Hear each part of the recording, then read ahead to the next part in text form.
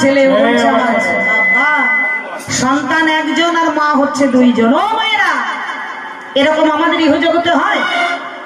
একটা ছেলে নিয়ে দুটো মা টানাটানি করে? দেখুন, ভগবানকে নিয়ে টানাটানি করছে। দেবকী বলছে আমার, যশোমতী বলছে আমার।